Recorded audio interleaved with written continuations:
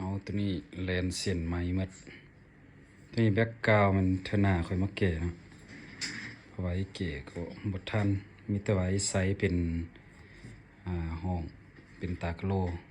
หรือว่าไซส์เป็นลายผ้าเนาะแต่ไว้เอาสีขาวซักตัดมันตัวนี้เลนเสียนไม้มัดแปลงไม้เพิ่มตัวละครสิ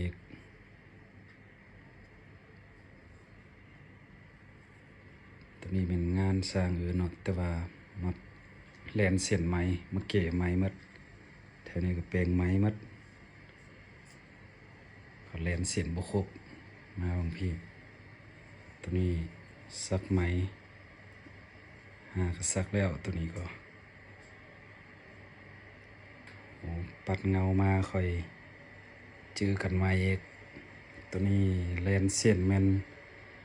เอาเบอร์18เนาะตัวนี้เสียนใหญ่นี่เบอร์18กับเบอร์เก่า2 เข็ม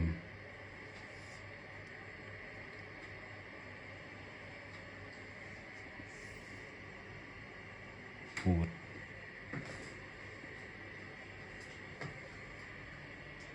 นี่เปลงไม้แลนเสียนไม้งามมากแล้วเก๋เสือได้แล้วมันนี่